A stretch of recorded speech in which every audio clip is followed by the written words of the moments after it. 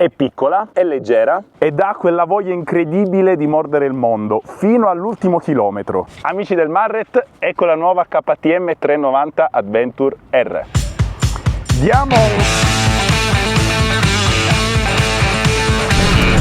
Vediamo questo pezzo. Wow! Cosa super stabile, con tanto sasso mosso.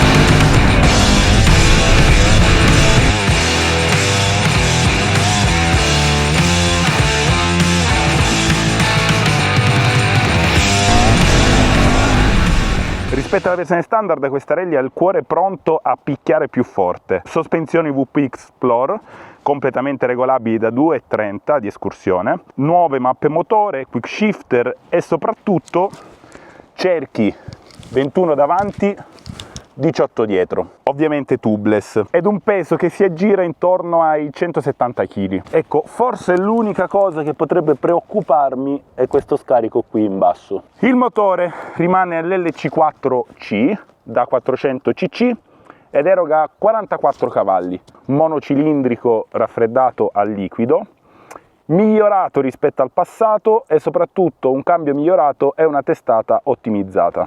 Ragazzi, vi posso dire, è facile, cioè, ovvio che se andate lì a manetta, insomma, prima di raggiungere una certa velocità ci mette un po'.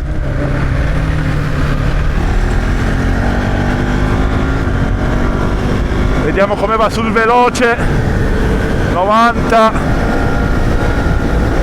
100, madonna, super stabile. 120 così, one two barbecue. Vediamo qua. Un po' di buche, belle le sospensioni, sono tarate di serie.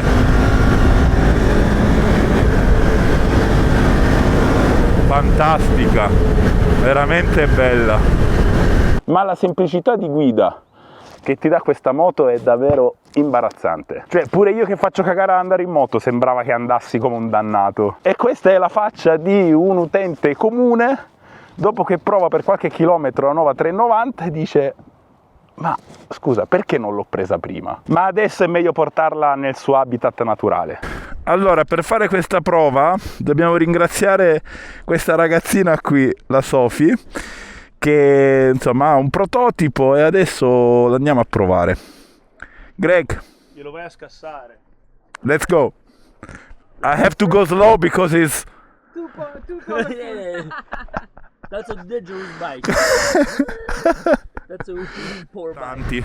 Cioè, praticamente l'ho presa da un minuto e già mi sembra di guidarla da una vita. Probabilmente chi è abituato a guidare KTM sa cosa intendo.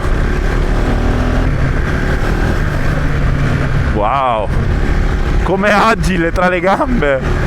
E poi sicuramente un motore così piccolo e docile ti porta a guidare con più facilità.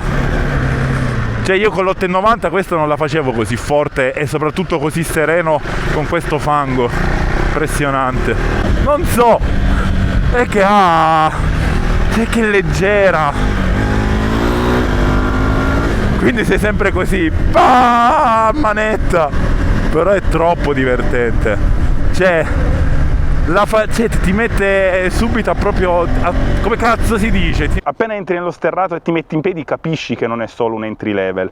Questo motore da 44 cavalli è sempre un monocilindrico bello cattivo sopra i 6.000 giri, ma quello che cambia realmente è la ciclistica, molto più stabile sul veloce, agile nel lento, con degli aiuti elettronici che ovviamente possono essere disattivati, e che ti lascia giocare nello sterrato come se tu fossi Greg Gordin, però ovviamente non lo sei ed è lei che ti salva il culo.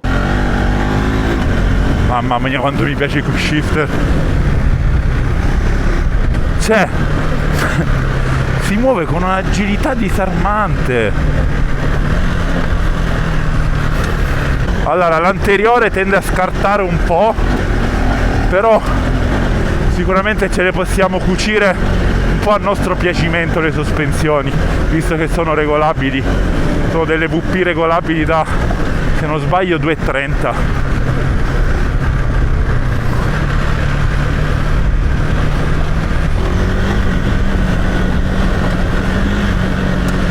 Vediamo questo pezzo. Wow!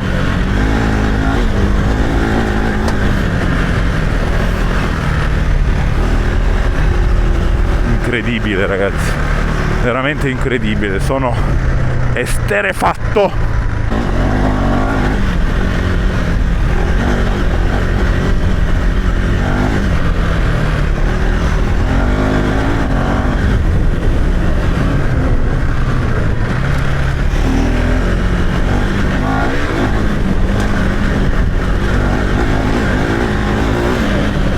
Ok, un po' di punch e poi questa salita un po' ripida con tanto sasso smosso anteriore, tende a scartarti un po'.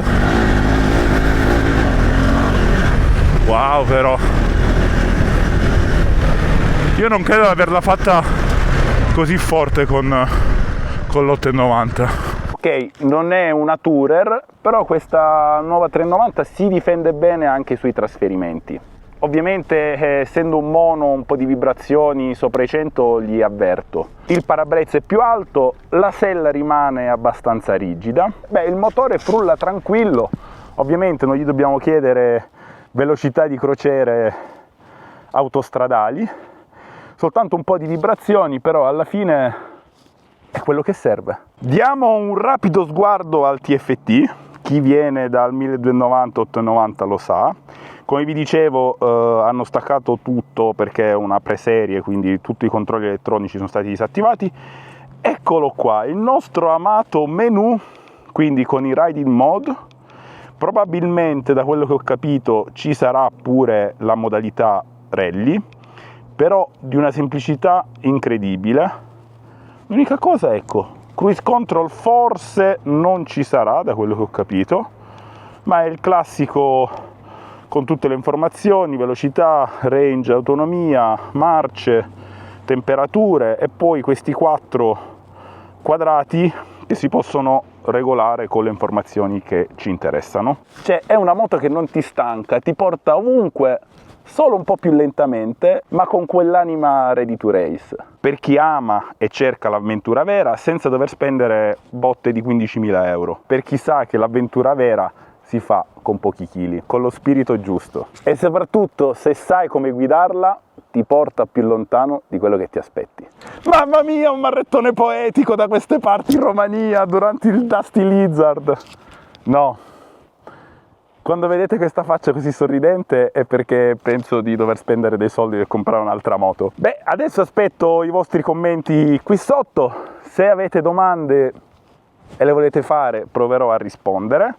Vi ricordo che non è più un prototipo, hanno staccato del cablaggio, dell'elettronica ABS e cose, quindi si sta vedendo sul mercato come verrà distribuita o robe del genere. Però Marret approved.